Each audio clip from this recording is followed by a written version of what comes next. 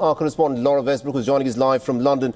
Laura, this was a flight that was bound for London, and if it had not crashed, it would have landed there by now. You know, give us a sense, considering the fact that there are so many British nationals who are on board. You know, what is the mood like in London at the moment?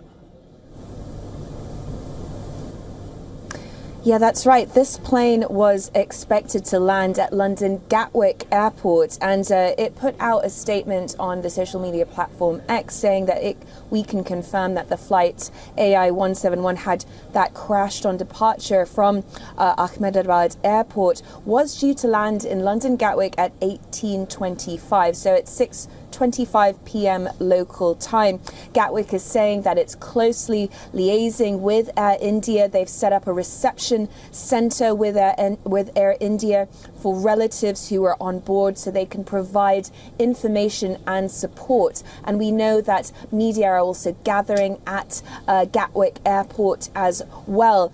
And tributes they've been pouring in from world leaders, as you've been saying, including from King Charles, and he has said that he is desperately shocked by this crash. He said that our special prayers and deepest possible sympathy is with the families. He also wanted to pay tribute to the heroic efforts of the emergency services. The UK Foreign Office has also arranged for crisis teams in India and the UK, according to the Foreign Secretary David Lammy. He was speaking in the Commons this afternoon, and he said that we know that there are British nationals that were on board. He can confirm that the Foreign Office is working urgently with local authorities to support British nationals and their families. They've also set up a crisis team. British Prime Minister Keir Starmer also said that the images emerging of the crash were devastating, and he said that he wanted to be kept informed, as well as the UK Air Accidents Investigation Branch has also formally offered its assistance to India as well. So that really is the latest reaction that's coming out from here in London.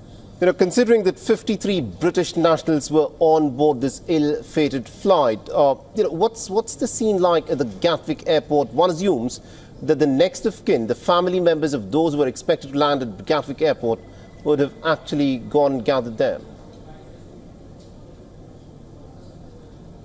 Yes, you can only imagine the worry and concern for many of these family members that are waiting to hear for news, watching the news anxiously.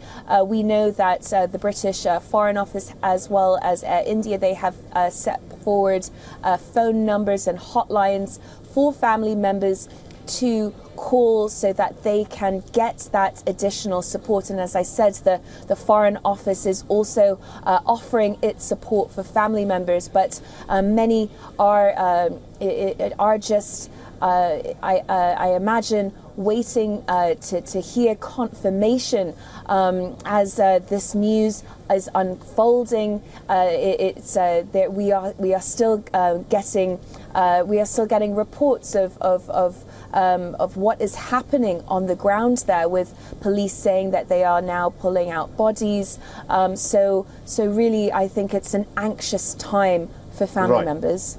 Absolutely. Thank you very much, Laura Westbrook, for joining us and getting us all those details there.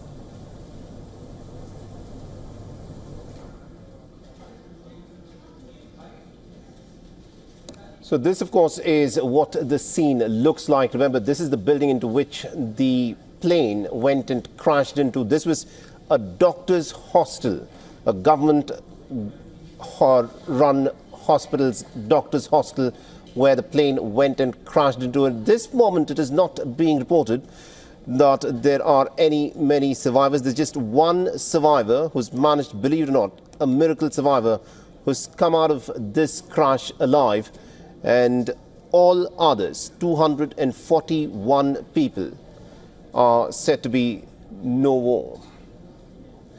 All right, now to give us more insights in terms of how this may have happened. We're joined over the phone line by Mr. Janusz, who's an aviation expert and also the former president of PANSA, which is Polish Air Navigation Services Agency, and former chairman of the A6 Alliance of the biggest air navigation service providers in Europe. So thank you very much indeed for joining us. For all the latest news, download the WION app and subscribe to our YouTube channel.